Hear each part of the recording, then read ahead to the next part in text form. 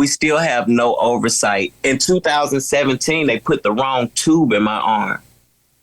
Get that? How long have you been on dialysis? Huh? How long have you been on dialysis? It's been about seven or 8 years. You've been on dialysis for 8 years. I hope you don't mind me asking you this. How old are you right now? And how old I'm 39. So you're 39. Hey, Typically, does kidney disease run in your family? Yeah. No, kidney disease is not running my family. And I think I just showed you guys a video. I want you to talk to some of the people, because see, I am just the person that's gone through this. There are whistleblowers that's now working on this that was up there in Washington. There's Dr. Rhonda Hamilton with Healthy DC and Me. That's Tom Mueller out of Italy that's writing this book to expose it, because honestly, our people aren't speaking up about it. What I came to find out in Washington is they don't do nothing because enough Black people aren't saying anything, but it's directly affecting us. And our notion when we went up to Washington was to have 1,000 people so that they can see. I think we had about 100 outside, 20 that went into the Capitol building. And tried to meet with some of the legislators to have them help. We went and saw Maxine Waters. We saw Nancy Pelosi. We went around and that did feel good. And honestly, I'm glad Steve got to see that before he passed, because it's been hopeless. Well, I want to tell you something. It's not hopeless. It's not. And 100 people, it doesn't, to make change, it does not require as many people as you think. Because in 2020, we passed legislation covering immunosuppressants for the life of the transplant. That should have been done 40 years ago. But it should have been done the day they did the first transplant. It should have been done. It should have been done before that. But for some reason, it was not. And when we came into it and started looking at it, we just had this powerful coalition of people called Honor the Gift, and some amazing advocates that were all of the same mindset, which was, we are not going to lay down on this. We're going to get this done. And we did. And it wasn't 100. It was 13 of us, 13 organizations. And we just pushed forward. I came to terms that it only needs to be one person. Yeah. What I was doing was I was looking for all these people. I was trying to find people, and I realized I had to do it. I had survived. Yeah. I had to, and this is another thing. Okay, so I stopped the story because they end up, the facility administrator ended up telling one of her workers, if there's any problems, call the police on me. So what happened was they lost my blood. I walk in. I normally go at like 5:30, 6 in the morning because I like to go early so I can still continue my day because I'm still a young man and I want to work. Yeah. Anyway, I get there. She's telling me that she needs to take my blood. She had just taken my blood 2 days ago. I said, no, you're not taking my blood. So I continue to walk, go to my chair. I sit down. And she said it again while I said, no, you're not taking it. I sit down and she is putting me on the machine, in which they have to stick you. And at that moment, you're usually doing something. You just stick your arm over there. You see them wipe you off, clean you, and then they start to cannulate you. So she cannulated me, and which is sticking the needles in my arm. Mm-hmm. And I look over, I think we're done. And then I see her slide the tubes to take my blood. And I said, no, I told you cannot take my blood. She said, we need your blood. We're going to take it. We didn't get our labs. We're going to take the blood. I said, no, you're not taking it. She said, you're going to sit your ass down right here and I'm going to get this blood or we're going to have a problem. I said, well, we guess we're going to have a problem. So she gets up and she said, oh, good. I'm glad we do. So apparently she already knew what to do. She gets up and she walks over. I'm calling the police. You're going to get your butt out of here. I said, no, I'm not. I just got here and I haven't had dialysis. So I don't care what you had. You're getting out. So I then proceeded to get on the phone with Arlene because this is early in the morning. I don't know what to do. And Arlene gets on the phone and she said, Justin, what's going on? And I said, Arlene, they're asking me for my blood. I told them they wouldn't, and then they take it. She said, that's assault. I said, no, she didn't put her hands on me. She said, if they're stealing your blood, they're taking something from you, it's assault. And she said, stay on the phone with me until the police get there. Shortly after the police got there, it wasn't very long, actually. They got there and they were like, Mr. Evans, what's going on? I said, at this point, I'm terrified because again, now beyond them being the dialysis nurses and, working there, it's now police standing over me. And so my heart is racing. So I know the drill. I could sit up there and have a stroke being scared like that and y'all sucking my blood out. I told them to take my blood pressure. Actually, Arlene was on the phone. She said, Justin, how do you feel? She said, have them take your blood pressure before you go because you don't need to go anywhere and then have a problem. They take my blood pressure. My blood pressure was 200 over 160 something. Could have easily went into a stroke, right? Mm. They said the police was like, well, he looked back over and started whispering. He's like, well, man, we can't take him out of here like this. She said, well, they have to go.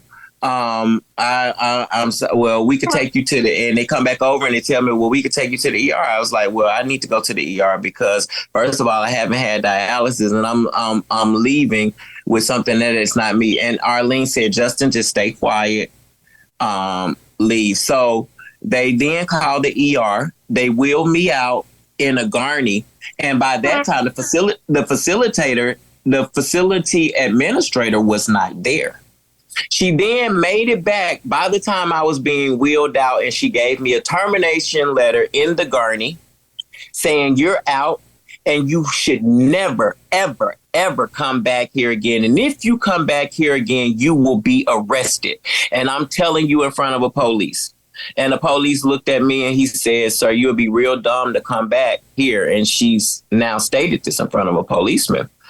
And I said, well, my car is still here. Y'all taking me to the, how am I not going to? He said, you can come back and get your car, but don't come back here.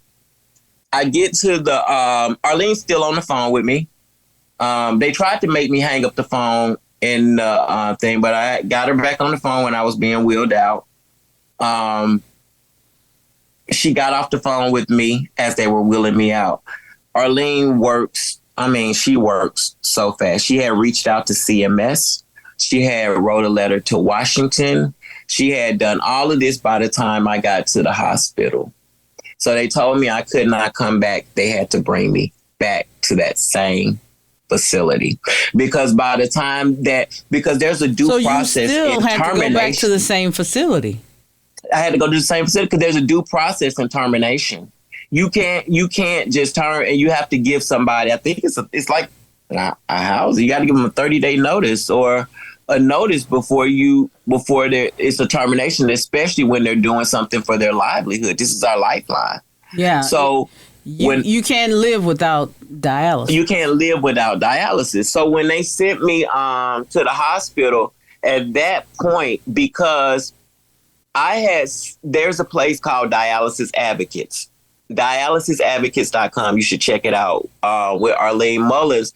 And I had went on, and as they did the first few terminations, she was educating me on the things that they do, what goes on. So I had seen on DialysisAdvocates.com, there were hundreds of people that had the same thing. They would say that they've done something and they would terminate them. Well, when I get to the hospital, they gave me the police report, and I'm sitting in my bed, and Arlene's asking me because I was like, Arlene, they wrote me a criminal report, and she was like, read the report to me. And so I start to read the report to her, and I'm reading it just, normal, blah, blah, blah. And I'm reading, and it's like where he said that he would bring a gun to the facility and blah, blah, blah. And I'm just reading, and I'm like, hold on. They said I will bring a gun to the facility. And she said, aha, wow, that's what they do. I've already showed you plenty of times. They say you bring a knife. They say you're insubordinate. They say you're threatening to, and they find a way to terminate you. By then, she got me back in because I never said, I don't even own a gun. At that point, I didn't. At this very point, I'm scared for my life. But at that very point, I didn't even own a gun. And so she got me back in. And they had to bring me back in because, first of all, they illegally terminated me. They didn't do the due process. They didn't speak with my doctor or anything. They got rid of me and they called the police. I asked Arlene, I said, Arlene, but if it was assault, why was I taken out? She told me right then and there. She said, DaVita is $1 billion business. And sometimes the doctors will rub hands with the sheriff. Sometimes they will have people under their belt. So there's nothing you can do. So that's where I was. I had to follow the process, go out. But when I came back, the same white nurse that had written me up, it shocked the out of her that I was back, because they got to point the finger at somebody. And they weren't able to point the finger at me. And this nurse, because I want whoever slandered my name. I work for kids. My mom has an early childhood development degree, which I may take over her daycare at some point in my life or run it. Or I can't have any felonies, any misdemeanors, any of that. And then again, I work for the Arts Exchange. I work for kids pretty much my entire life. With all let me ask you this. Let me put this in there. When I was getting dialysis, when they wanted to take my blood, they didn't never have to stick me. They just always took it from the dialysis blood. You know what I mean? That's what I'm saying. They would stick you, cannulate you to go on dialysis, but they put the little tube on, and then they would take the blood from your dialysis tube. Yeah. Yeah, so they do it. They still do it the same way. It's right. They have to skip you for dialysis. Yeah. I got you. So they didn't.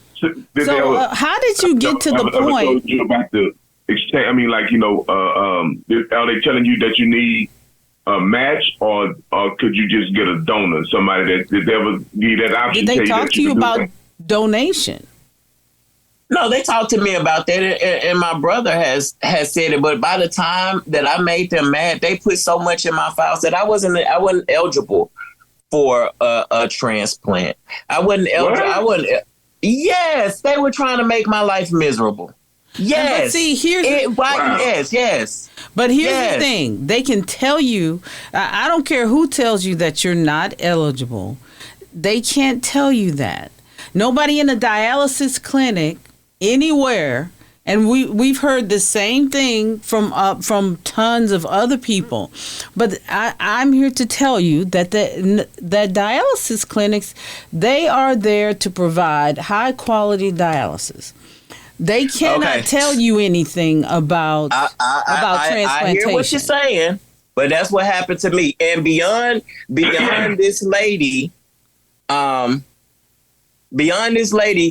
doing this and writing this criminal report on me, lying for her administrator, she came back to me and she wanted to talk to me because she knew her ass was on the line.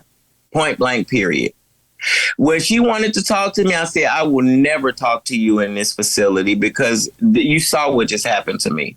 I went with her to Jason's Deli, and in the state of Georgia, it's only one person that has to consent to a recording. I recorded her for 2 hours. I recorded her saying that they changed my medicine. I recorded her saying that they would have hour meetings on what to do with Justin. I recorded her saying on how they were harassing these people. I even recorded her on what I thought they were getting rid of all the black people. She confirmed it on this recording, which got me to get NAACP, which got me to get whistleblowers. We got people to listen to me. I wasn't making this up. And they were trying to kill me. They were trying to kill me. Beyond that happening, I got back in and they knew they were in trouble. Then they started to try to get me out of there. But guess what? They couldn't. I had to go back to the same facility because they had so much in my file because they was trying to skew me. They was trying to get rid of me. But they couldn't. And now that I was back, they was ready to get rid of me. Oh, let's get them out of here. But they couldn't because they had done so much to me. And so I mean, common sense, man. Common sense would make one believe that who would be in a dialysis facility trying to sabotage their own health. You know what I'm saying? It's like, man, I'm asking questions to you, man. If you can't answer these questions, then provide somebody that can. And I will tell you, upset. It's like nobody's going to try to sabotage their own health in the clinic, sitting in there watching your blood go in and out your body. And you gonna sit up there and try to sabotage? Nobody's gonna sabotage their own life, but we're putting that when we're sitting behind a wheel. We're putting that when somebody's standing over you, and that same thing was happening. So when I say you know the procedure, you know the procedure. What I learned when I went to Washington is things are systematic. Yep. They have systems that they place us in, and we're stuck in them. And once you're in them, it's very hard to get out. So when you're there, you act accordingly. But me personally, I'm the person that chose to jump off buildings. I'm the person that chose to get hit by cars. I wanted my life, but when I see I ain't gonna have no life at all, you might as well go out with a bang. So they picked the wrong person to do this with. And that's why you spoke. Because, after all of that, when you had the death for 3 days, when you were so ill with the cardiac experience, tell us about what was it that just made you go, this is it. Let me go into that. I lost my Social Security. I was without Social Security. First of all, they said they overpaid me $43,000. They did that 3 years ago. Now, I know I had been working for Kevin Hart. I was making good money. And in my mind, I could still move. I could still do stuff. So I don't want to sit in a dialysis bed and give up my life when I know I'm special. I can still do stuff better than most. So I continue to work. So you were still working. You were still working. They said $43,000. Okay. I made $90 one year when I bought my house. I said, okay, well, I'll sacrifice that. I want a house. I don't want to live in no system. Stop it. I don't want to live in no system. Sorry, my dogs are with me. I don't want to live in a system.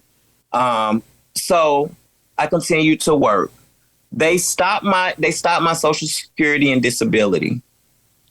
3 years. 3 years later. Now I said they sent me a $43,000 payment. I got $23,000 a year. So for the second year, my money should have been gone, but I still didn't get any money. I had worked to try to get back on Social Security. Now I go to dialysis every day. Every day. No disability, no help. And when we say dialysis, we're talking 4 hours out of the day, 2 hours to recover, and then you still have to live a day-to-day life and pay for your own expenses. Wow. That's why that disability counts. That's why that disability matters. Anyway. But how can they take your disability away? Let's go there. Let's go there. I don't understand. I found out later that my disability and they made all excuses. My disability was done due to overpayment. Well, I was down visiting my dad. He was going through pancreatic cancer, and I'm still trying to work on this, but I'm trying my best to get down there because I have no money, and my dad may be on his, the bed. Yeah. So, I get down there and I'm calling Social Security Administration. I'm in Mississippi, and they tell me they was like, well, on the phone, I see an overpayment due to drug addiction and alcoholism. I say, what? He said, yeah, I've never seen that before. I see drug addiction. I said, I've never heard that a day in my life. I know they had overpayment, but I never heard that. So that caused me to ask questions because they've been treating me funny anyway. So I get back to Georgia, back at home, from visiting my father. And that's the first place I want to go. Is to the Social Security Administration. I have to get this in writing. Mm-hmm. So I go in there and I talk to them, and they're going around the bus and this and this and this and never telling me this. And I said, well, sir, when I called, and of course they tell you can't have a phone in Social Security Administration. Well, I have my phone and it's sitting on the counter, and I'm not looking like I'm recording, but I'm recording everything that happened. So then he says, yeah, because he kept beating around the bush. And I said, well, they told me when I called earlier it was drug addiction, alcoholism. He said, yeah, I see that, but I don't want to say it. All this is being recorded. I see that, but I didn't want to say that. I've never seen that before. I said, sir. So he's the second person telling you, I've never seen that before. The second one telling you that before. And then I told him, I said, sir, I've never taken a drug test. I've never done drugs. In fact, I don't have kidneys to do drugs. Where is this coming from? And I said, so I need this in writing. He's like, well, let me go and talk to us. I said, no, I need it in writing. So he go and get me it in writing. So I have it in writing, the drug addiction and alcoholism. I then talked to the supervisor. She said, I've never heard this a day in my life. I've never saw this. We got to ask a question. I don't know, blah, blah, blah, blah, blah. Okay, I leave and then I come back. Because I kept pushing the issue because I wanted all of this. I leave and I come back. She don't want to mention it at all. At that very point, I had spent about $400 going back and forth to Social Security Administration to get my dialysis. Get my Social Security benefits back. Talk to someone, and then at the last thing. So at this point, I told you $23,000 a year. They owe me $70,000. They owe me about $70,000 for the 3 years that I've been doing dialysis that I wouldn't get paid for a lie that they told. So they then had to go back and pay you. Huh? They have to go back and pay you because and they started back paying me. This month they gave me $10,000, but see, I had to go over and beyond. I had to not act like a black fool and get in touch with my congressman. I had to go to Washington because they know that this man is going to do it. And I think I've made these millionaires enough money that if they knew I was going through something, it's going to cause a lot of ruckus because they're messing with other people's money. So that's what I started to do is understand to take myself out of it and make them have a bigger fight with other people. And when I did that, then I became safe. I became safe because there was a spectrum being over me. I'll give you another example. See, I've been through war with these people.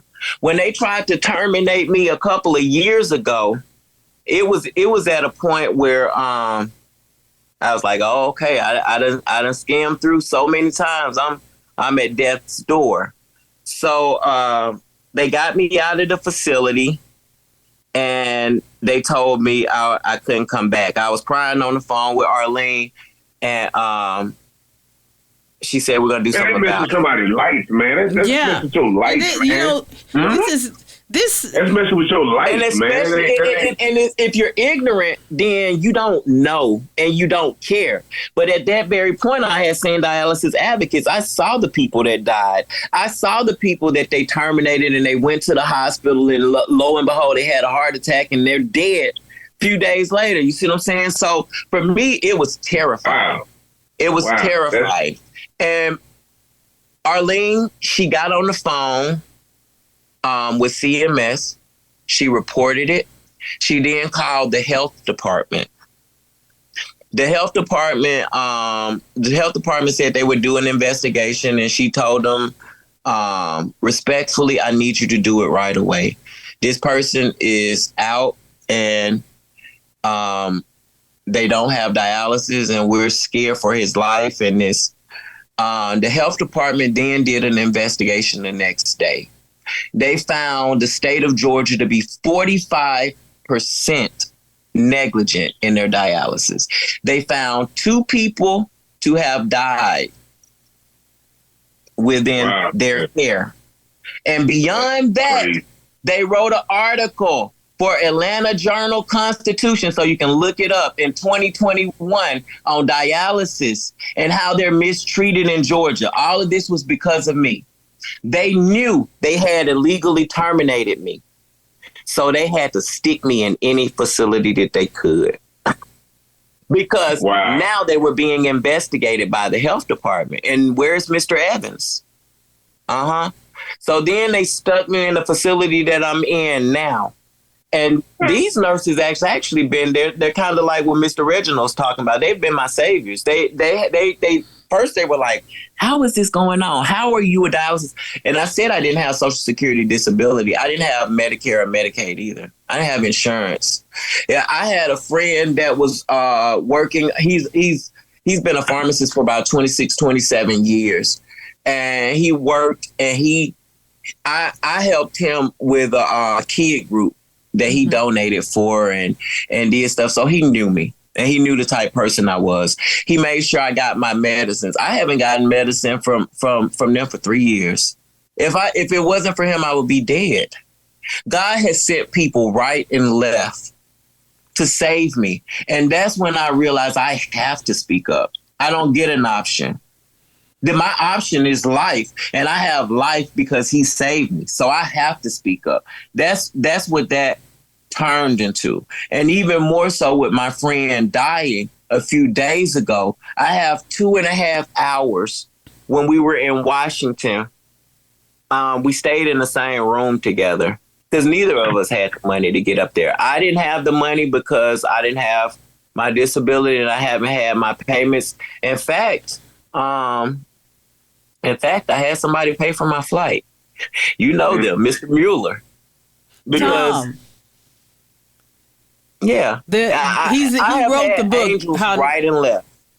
Tom has been what Tom did in this book and what he exposed, it's really really phenomenal, because as somebody who has for 7 years taken those calls, helped people navigate through and just try to get them to the other side of this.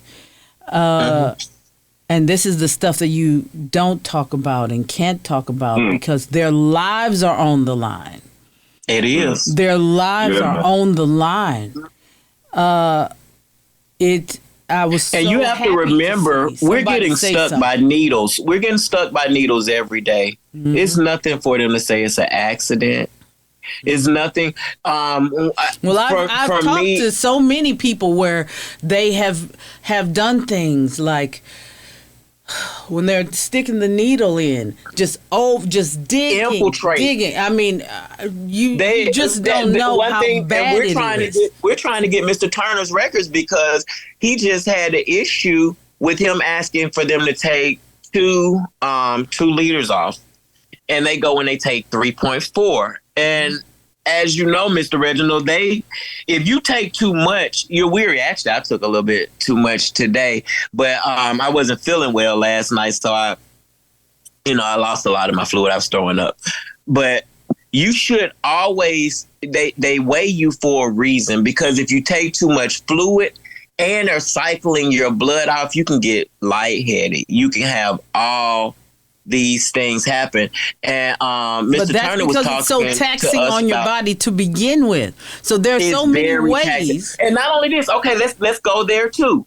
And that's why I say you should talk to Dr. Hamilton, because so you can get the numbers. But it's very taxing on your body but they have ways that they have a one person fits all type thing where they want the same amount of hours, and they stick you with the largest needle. I have advocated for myself so much that they don't stick me with that 15 gauge needle. I go 16 gauge. For a long time, I went 17 gauge. It's smaller, the higher the number. And I'm 16 gauge, but they want the 15 gauge, and we can do it in 3 hours if you just do that. Well, dialysis is better if it's a slow process. Yes, it is. For a long time, when I was doing home hemodialysis, I was going for 7 hours, and I had no problem. And they said, well, most people don't want to ask. I said, well, did you ask most people? Because I care about my body, and I would rather go for a longer time. So I did it at home. And I did it with the time that I can. But after they put the wrong tube in my arm, they put it on the outside of my arm. It made it very difficult for me to do it at home. And with COVID going on, if anything happened at your house, they were slow to come and check on you. They were slow. They wanted to know that you have COVID. They wanted to do all of this. You're dead by the time the ambulance came. And so I became a lot safer to go back into the facility. Thankfully, I was in a facility that cared, because they even told me, they said, Mr. Evans, you can't hardly stick yourself, and you probably would. They cared about me. They said you probably would be safer here. And I can remember this facility, and I don't want to get nobody in trouble, but I didn't have food. I didn't have first of all, I was sleeping in the dark because my house is fully electric. So I didn't have money to pay my bills. My bills had gotten up to like $1,000 for my electric. So I had them cut off, and I was on prepay. At this very time, I didn't have food. I had lost my food stamps and trying to get those back. And without money for disability, it was just like I was robbing Peter to pay Paul. Now, luckily, I have worked in the movie industry, and like I said, I made a lot of people a lot of money. So I still get paid stuff from 2013. Sometimes it's 15 cents, sometimes $15, sometimes $1,500. You know, I never know what my money is going to be, but thankfully, I had somebody who has been in the industry for a long time, and they're like 50, 60, and they told me, they were like, what I don't want you to do is start making a lot of money, and you're this able body, and you just quit. He said that's what most talented people do. They'll make a lot of money, and then they'll quit, and then they'll come back for more money. Now, this was a millionaire I was talking to.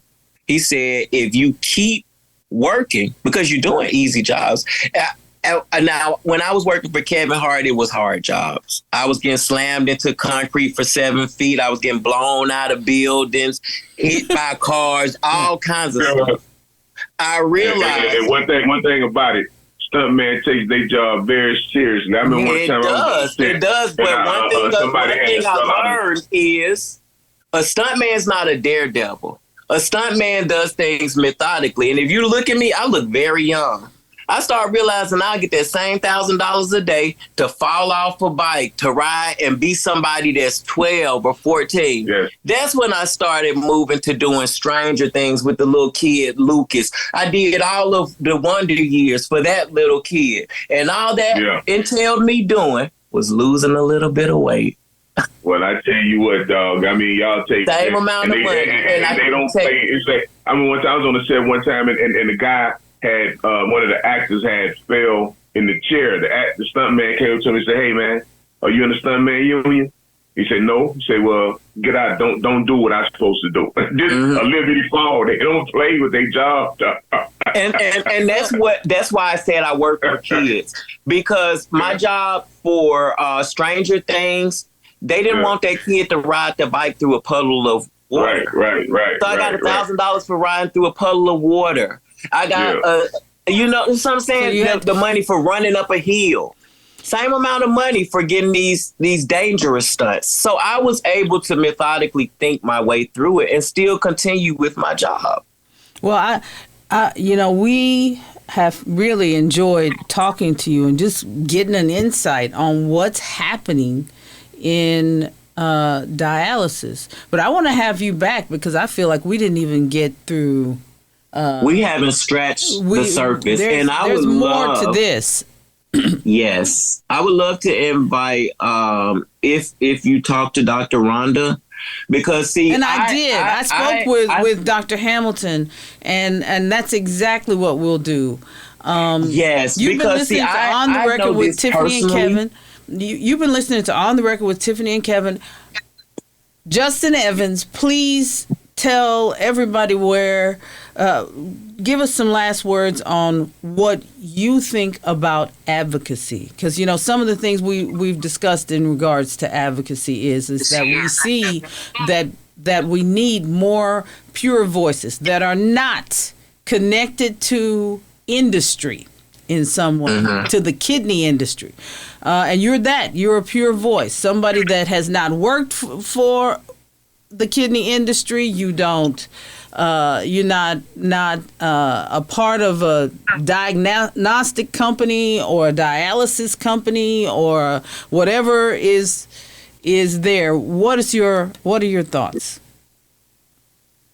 I think advocacy is most important, but I think your circle of people around you, knowing, being there, speaking up for you, is the most important. So in essence, they're your advocates.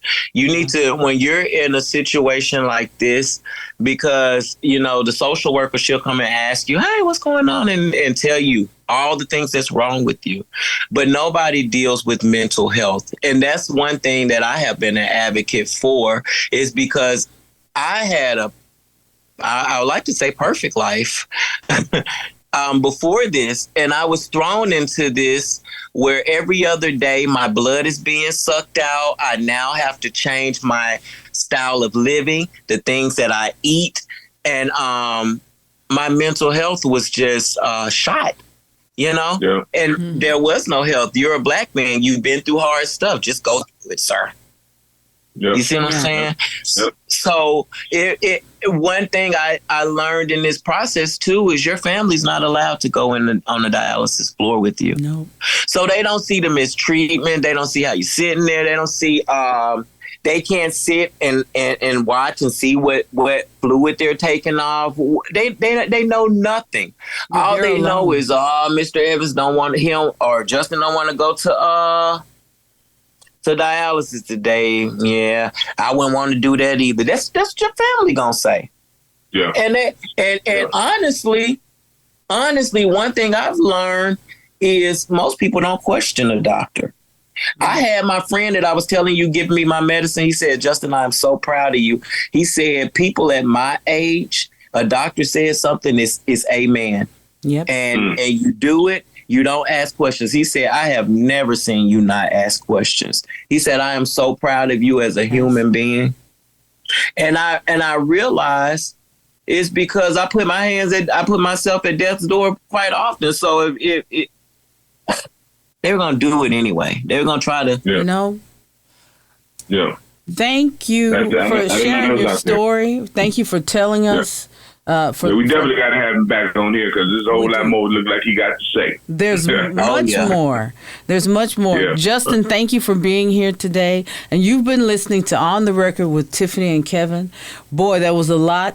And there's a lot more for us to discuss. You are your own best advocate. And the most important thing you can do is ask questions. Know this, you're not alone. You can call us, you can come, you can go to www.txkidney.org. You can email us at tkf@txkidney.org. You're not by yourself, but you got to speak up. And you've been listening to On the Record with Tiffany and Kevin.